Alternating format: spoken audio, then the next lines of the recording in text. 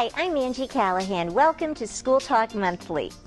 In this program, we'll have a conversation with Kelly Jackson about a local initiative on childhood obesity and see how this action-based curriculum is being used. We'll also talk about the live shows coming in April and find out who our Schools of the Month are.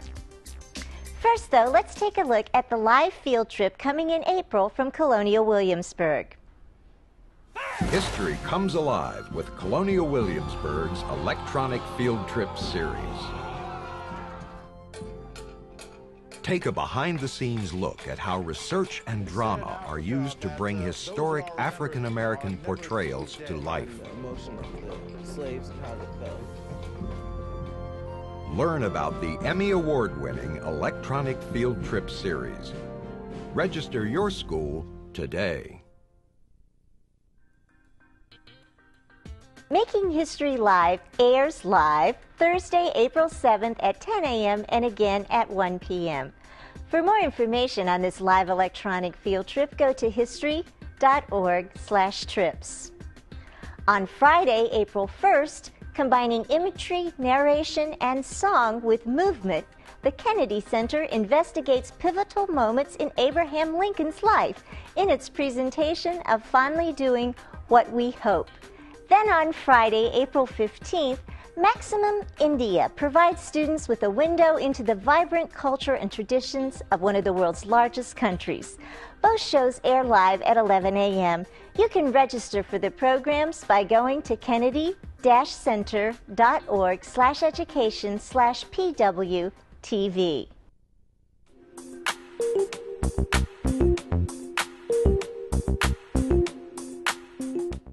With me in the studio is Kelly Jackson. She is director of WHRO's Center for Regional Citizenship. Welcome to School Talk, Kelly. Thank you, Angie. It's great to be here. Well, we know that the center has many activities. We're going to talk about the Childhood Obesity Project, but first, can you fill people in on what the center is? Oh, I'd be happy to. Well, the center is part of our community engagement department here at WHRO, and it really has a mission to get out into the community and extend the impact of public media by engaging citizens in addressing local issues. And we've worked on issues such as early childhood education, the closing of Fort Monroe as an Army base, youth political participation, and then we often do outreach around national programming such as The War and The Carrier and the National Parks documentary. So it keeps you very busy. Oh, yes. Well, one of your big initiatives has been this childhood obesity initiative, and let's start with, how did you get involved with that project, because you had some good partners that helped with that project? Well, yes, and it began with the production of a documentary, and we worked with the Consortium for Infant and Child Health at EVMS, and they really helped to identify experts and oversee the production, and from that it led to numerous local and national grants that enabled us to continue to impact the issue with different sectors. We worked with early childhood education providers, elementary schools, faith communities, and really have impacted the issue in the community. Well, let's talk about the issue a little bit. I mean, we do hear that this is, childhood obesity is a major issue that we're facing for the first time in our history. We also know that the First Lady has taken this up as part of one of her big pushes while she's First Lady. And what about in our area? Are we critical here too? Oh, everywhere. There is no area of our country that is unaffected by this issue. And research shows that over the last 20 years, the incidence of obesity has just increased dramatically. And it is really having a huge effect on healthcare costs. Obesity leads to problems such as diabetes, heart disease, cancer, sleep apnea, joint. It's just incredible, all of the health issues that are affected by obesity. Well, so and part of the problem, especially with children, is we don't have them moving their bodies enough, not enough exercise. Isn't that one of the big contributing factors, along with a lot of processed foods too, and Yes. sugars and sweets, that sort of thing? Yes, it is a very complicated issue, and you know, it's physical activity, nutrition, all of that. And you mentioned about the lifespan.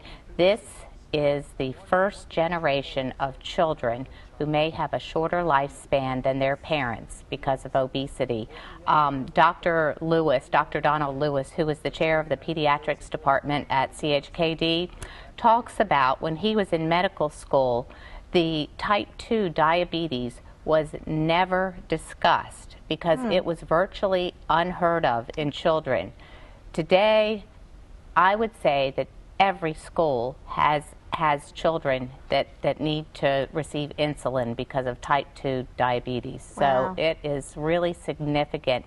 Some studies have shown that in Virginia, the health care costs associated with obesity are $1.6 billion per year. Wow. Just in our state. Just in Virginia. Well, so what are some of the solutions? You know, how can we help others, and how can we move out of this issue? Well, it is complicated, and it's going to take the entire community to get involved. And as I mentioned before, we've worked with different sectors. Dr. Lewis also says that the tipping point for children to become overweight children to become overweight adults is 2 years of age. Two? Two. Oh, So by the wow. time a child is 2 years old, they are already set in motion to be overweight as adults. And so what he says is, you know, it's not a school problem because that's before children even get to school. But everybody plays a role in addressing the issue. And so when we were working with the schools, we really looked at policies for physical activity and nutrition. And one thing that became clear is that all of the schools did not meet the national suggested 150 minutes of physical activity each week. Ooh, that's not good. Now, you were working with schools in Western Tidewater on this effort, correct? Yes. This project was funded by a grant from the Obesity Healthcare Foundation, and their service area is Western Tidewater. So we worked within the elementary schools in Western Tidewater. Well, you did some terrific things with the schools. We know that. There are lesson plans available. Lesson plans in all grades, K through 5, all disciplines, like what, 300-400 lesson plans, and more being added all the time. And initially, these were just given to the schools in Western Tidewater. They are available online now, so that is wonderful. We can spread this word to all schools throughout Hampton Roads that if you really want to get involved in, it's called Action-based lesson plans. Action-based lesson plans, which has it's very different than your usual lesson plan because the kids aren't sitting at their desks so much. So I know that you went into schools that you were serving with this project, and you have some examples of how these lesson plans work. So what we'd like to do right now is let you see how these action-based lesson plans work. Take a look at this. Well, I'm finished with my poster. Are we supposed to take it down when we're done? I just wrote this message, like, people make fun of my weight, but I ignore them. Things that I wrote about that I can't do, like from being in clubs at school and from running fast, from swinging high, from playing outside. Boy, those are angry eyebrows. I see that. What do you do when you get mad? You break stuff? Well, what I drew is a girl crying because a boy is saying that she looks like a pig. People joke me, I either ignore them or I just joke back, but it still makes me sad. I just want people to know how it makes me feel. It's not what's in the outside, it's what's in the inside. I mean, I'm still a person, right? Right.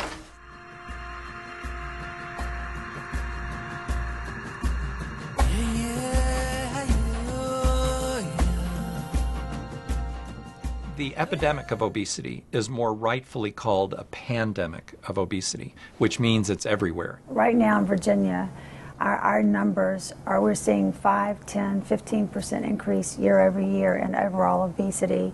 In fact, our most recent statistics, close to 25% of the population in Virginia is considered obese.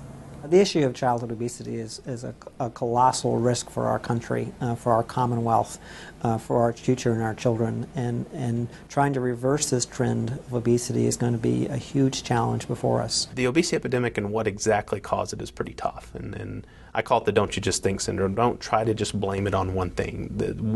Vending machines didn't cause the obesity epidemic. Fast food didn't cause the obesity epidemic. Kind of a perfect storm brewed over the past 20 to 30 years. Americans became busier, which led us to eat out a little bit more, which led to a bigger demand for fast food. So more fast foods restaurants were being built. We turned into a society of convenience due to technology advances. The easiest thing to be said about the current epidemic of overweight and obesity in the United States is that it's not genetic. These genes were present in the population all the way along. What's happened in the last 20 to 30 years is that the way we live, the way we work, the way we eat, the way we play has changed. Ready? Tony Chestnut, no. A system like education's been around for a very long time. So to even think that we could swoop in, make big changes overnight, and expect all kids to be healthier, families to be practicing these changes is not realistic. If there were a pill or a potion, somebody would have given it to us by now, and we wouldn't be having this conversation. It can be changes in how things are done in the classroom, so that it's fun and simple, and the kids get to hear the message, they see the message, and they practice doing it. It's skill building. It's lifestyle change. So, yes, Ms. Holland's math class. We are going to go out into the core today and work on rounding to the closest 100. My job is to basically incorporate fitness activities or movement activities, kinesthetic learning into the core classrooms. Math, science, social studies, and language arts.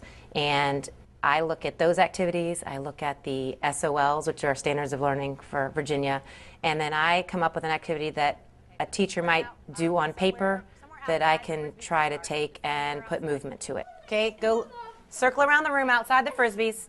Okay, all the way around the room. Okay, we're rounding. Very good. I'm glad that you noticed that. I felt like as a PE teacher, I was always trying to incorporate language arts and social studies and math into my lessons. And I was thinking, well, wouldn't it be great if the math teachers and the language arts teachers would incorporate some physical activities into their lessons? Not necessarily going out and playing a soccer game or, throwing Frisbees, but doing something movement-oriented in their classroom. All right, so we're going to be jumping, picking up one number at a time, and jumping to the correct Frisbee. Go! Jump. Pick up one, and jump. How can they incorporate some locomotor skills, especially at elementary school, hopping, skipping, jumping, galloping, leaping, those things, into their lessons, where the kids could practice those movements that they need for success in movement class and up into the middle schools. Jumping, come on, get that heart rate up a little bit. Take that one, you know it. You told me what rounds up and what doesn't. You're right. Good job. Okay, 200, good, go find it. It's a rounding activity where if on a piece of paper it had all these and you had to round, 150, does it go to 200 or 100? Instead of sitting there and circling, 200, you'd actually take and move it and put it there. And that way your kids who learn kinesthetically might be more apt to remember that come SOL time because they physically did it, instead of just like circling numbers as they go down a worksheet. Let's check it out. Does 555 belong? Yes. Does 577 belong? Yes. Does 599 belong? Yes. 566? Yes. 588? Yes. 607? No. Yes. Who thinks they for sure know? Oh, okay, what do you think? Yeah. Easy and simple, that's for the implementers. If it's not easy and simple, it has time to make a change. Your body's the globe. Show me your North Pole. Show me the North Pole. Show me the South Pole. So it's a start where you are approach. It's not a you have to. It's not about good foods, bad foods. It's not about you're a bad person if you don't get up and walk 7 days a week and take a mile run. But it's about where am I today and what small things can I do for myself that can make a healthy difference over time. There's obviously certain medical leaders in the community that can take center stage. The Children's Hospital of the King's Daughters has a long-standing effort in combating childhood obesity and is now stepping to the table with more ideas and more concepts. At the same time, our partner in Eastern Virginia Medical School has put childhood obesity as a #1 research focus out of 4. Having that kind of collaboration, working together to combat this problem will yield results. But these two facilities alone aren't going to make the difference. It's going to have to be a community collaboration.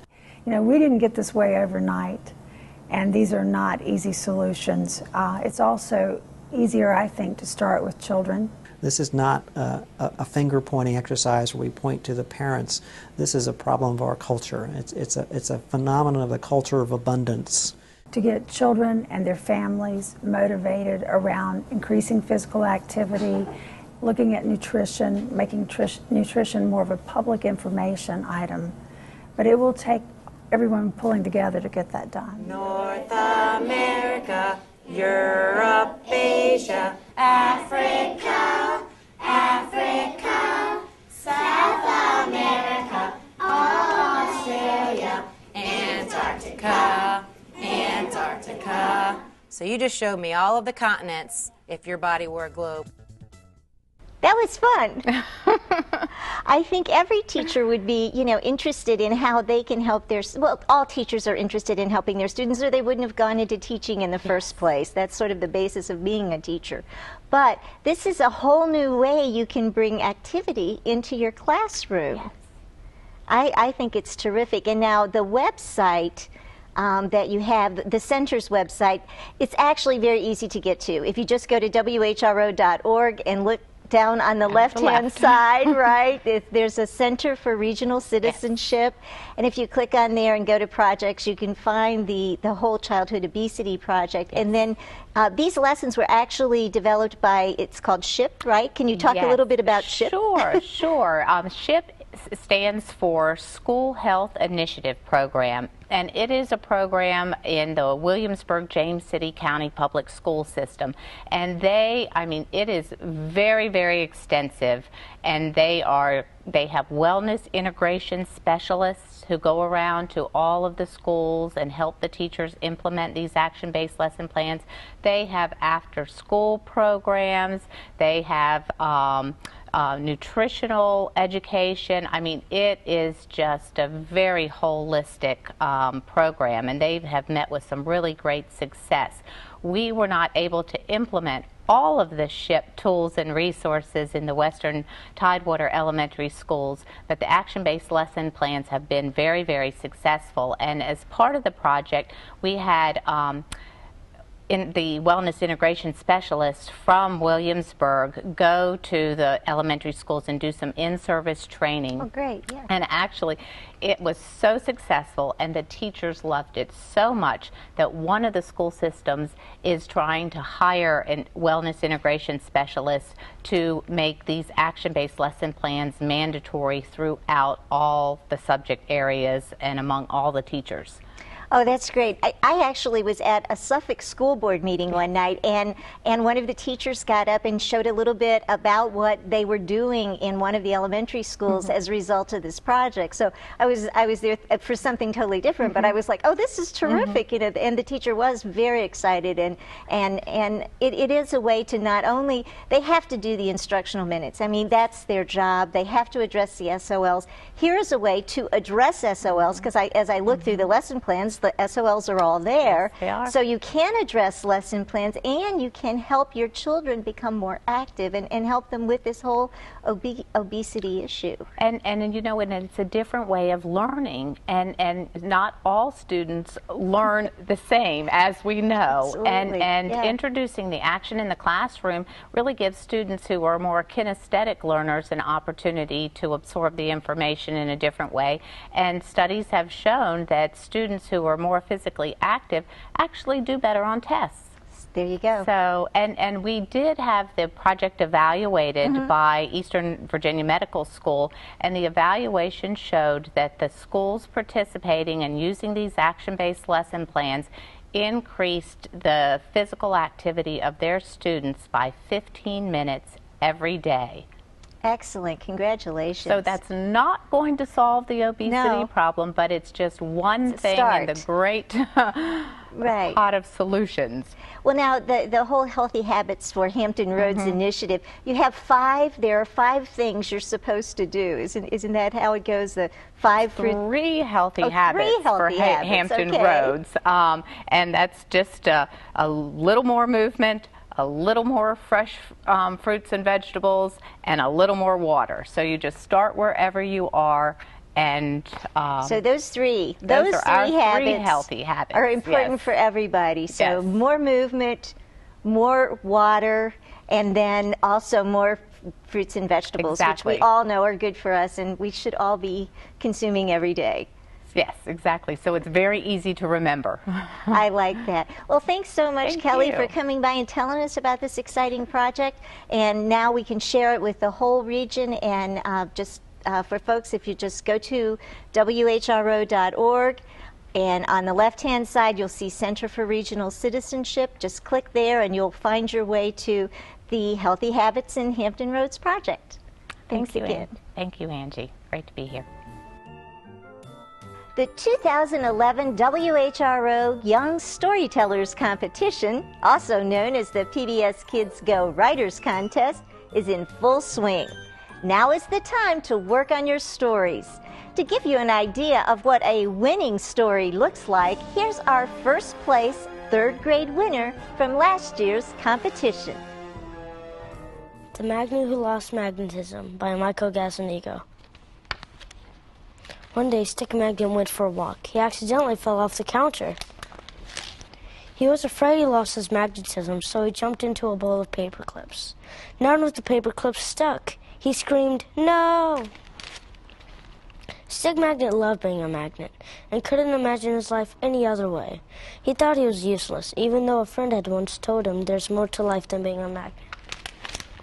He went for a walk and saw a junkyard. In the junkyard was a scrap metal man. Stick Magnet was put into the scrap metal man's basket. From the basket, he got dumped into a recycling bin, but he thought he was in a trash can. He was very sad. He was wondering if his life would end this way. Then he remembered what his friend had told him. There's more to life than being a magnet. All of a sudden, one side of the recycling bin was going up. It was being dumped into the back of a truck. The truck started moving. A few minutes later, he was being dumped again onto a conveyor belt. All of a sudden, hands started coming out. Then a hand came at him and grabbed him. He was attached to a strange chair. A few days later, a boy sat down in the chair. The chair began to move. It went faster and faster. Then Stick Magnet looked up. He saw a smiling face. He realized he had become a part of a wheelchair. The boy who was in the chair was named Michael. It felt very good to be useful and to help someone. Stick Magnet realized, you can be small, but if you're a part of something important, you are big. You could be in the winner's circle this year. Write a great story, draw great pictures to illustrate that story, and enter the competition. It's open to all students in grades K through 5. Go to whro.org/writerscontest for entry rules and guidelines. And most important, be sure to get your story to WHRO by Friday, March 25th at 5 p.m.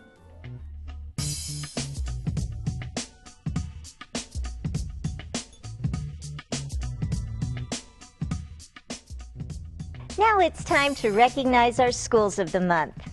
First graders at Poquoson Primary School recently completed their past and present social studies unit by revisiting the colonial era. The students dressed in colonial-style clothing for the day and participated in many colonial activities, including making soap and churning butter. They got a chance to play games that colonial children might have played and write their names with quill pens. For incorporating living history into fulfilling SOL goals, we honor Poquoson Primary, our elementary school of the month.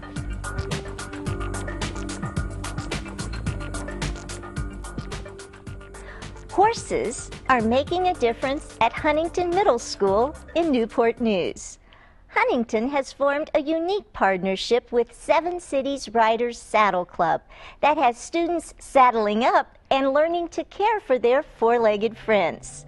Along with the riding lessons, they are picking up real-life skills, being exposed to different career choices, and becoming more considerate and confident individuals. The Saddle Club brings horses to the Huntington fenced-in athletic field and also welcomes students to their farm in Suffolk. But before each student is allowed to ride, they must learn how to properly look after and interact with the horses. For creating and supporting new experiences for students, we congratulate Huntington, our middle school of the month.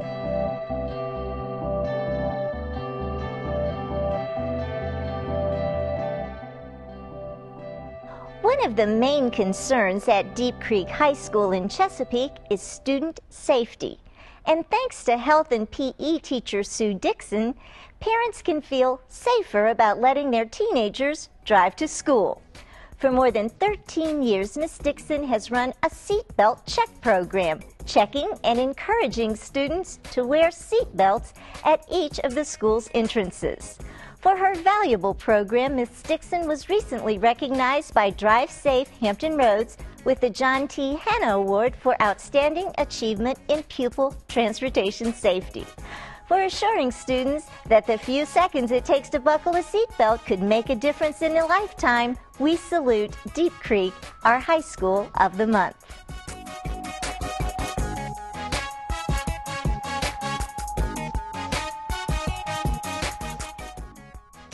Trinity Lutheran School in Newport News is now celebrating 50 years of providing quality education. Trinity has recently embarked on a new journey to provide students with the necessary skills and thinking processes for the 21st century through the International Baccalaureate Primary Years Program. The program's objective is to develop internationally minded young people who recognize their common humanity, strive for a more peaceful world, and take responsibility in protecting this planet. For placing emphasis on teaching the whole child and nurturing an environment designed to emphasize values and learning processes, we applaud Trinity, our independent school of the month.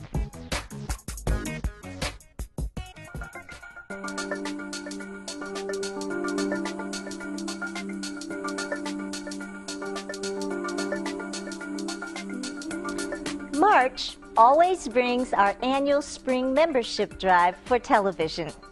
Wonderful programs are scheduled throughout the month, the kind of programs you expect. At this point in time, with both state and federal funding for WHRO under attack, now more than ever, it is important to support the quality you believe in.